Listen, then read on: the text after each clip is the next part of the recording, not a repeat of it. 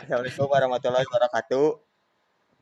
Kami dari kelompok Waalaikumsalam. Atma akan menerangkan tentang aplikasi yang kami buat yaitu Atma dan berkelompok yaitu Rizal, Ade Prianto, Ahmad Piritama, Irfan, sama Bias Fajar Anugrah. Oke, yang pertama langsung saja kita cek ke latar belakangnya langsung sama Irfan. Apa sih itu kesehatan mental? Suatu kondisi normal di mana tiap individu menyadari kemampuan dirinya sendiri sehingga dapat mengatasi permasalahan hidup, bekerja secara produktif, dan mampu membuat kontribusi terhadap komunitasnya. Ini menurut WHO ya. Oke. Gangguan mental itu umum. Ada 1 dari 6 orang yang memiliki satu atau lebih gangguan mental. Ini dari WHO ini dari si Award in Data Mental Health. Hanya 40% dari orang yang memiliki gangguan mental itu yang tertangani. Ini kurangnya instansi terkait, kurangnya fasilitas penanganan, kurangnya jenis penanganan yang tersedia, dan kekurangan secara finansial. Ini menurut Mental Health Amerika.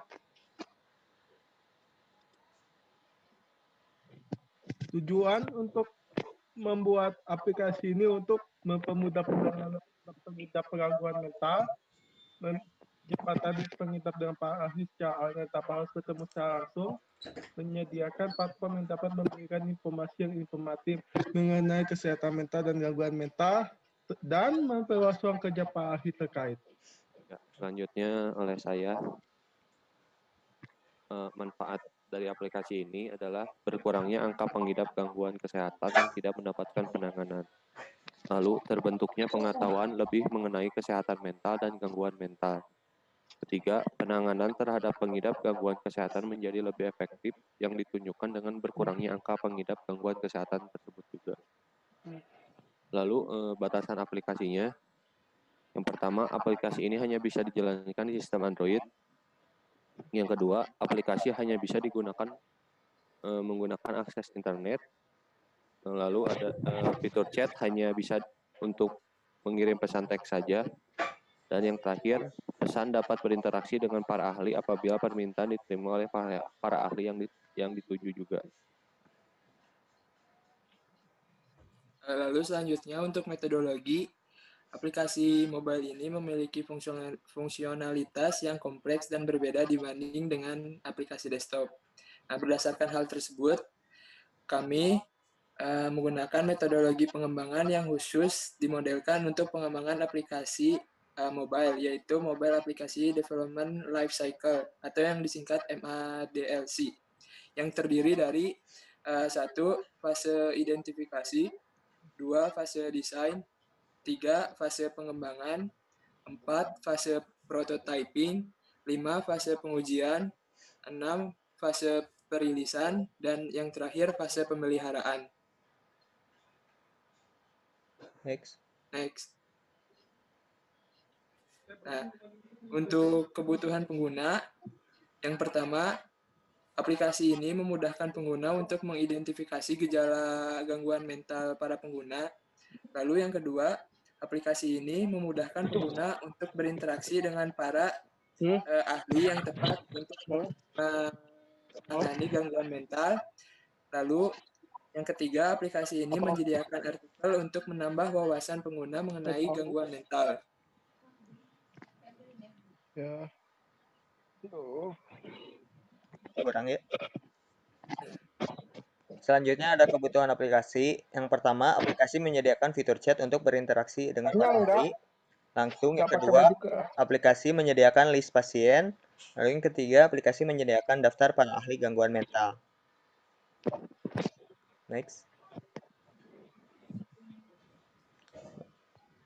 Lalu kebutuhan fungsional dari aplikasi ini, yang pertama, user dapat melakukan registrasi akun, lalu user dapat melakukan login, user dapat membaca artikel, user dapat mencari expert atau para ahli yang berada di sekitarnya, lalu 5, user dapat menghubungi expert, 6, user dapat melakukan sesi terapi dengan expert secara online, 7, expert dapat menambahkan to-do list untuk pasien atau pengguna, 8. Expert dapat melihat request konsultasi dari para pasien atau pengguna. 9. Expert dapat memanage para pasiennya atau pengguna. 10. Administrator dapat menambahkan artikel tentang kesehatan mental. 11. Administrator dapat memanage akun expert dan pengguna.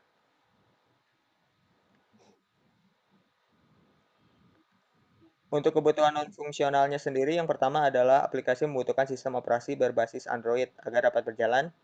Yang kedua, aplikasi membutuhkan akses internet untuk berjalan dengan baik.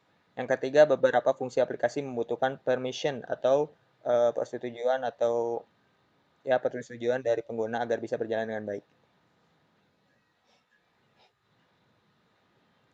Nah, ini untuk use case diagram sendiri. Yang pertama ada untuk aktornya ada anonymous user, ada register user, sama expert dan admin. Untuk anonymous user sendiri, use case-nya ada chatting dan read artikel. Lalu untuk register user ada chatting, read article, find expert, lalu include si to-do list, dan do therapy. Sedangkan untuk expert sendiri ada use case chatting, si request patient, lalu set to-do list, dan si patient list. Untuk admin sendiri hanya write article dan manage user and expert.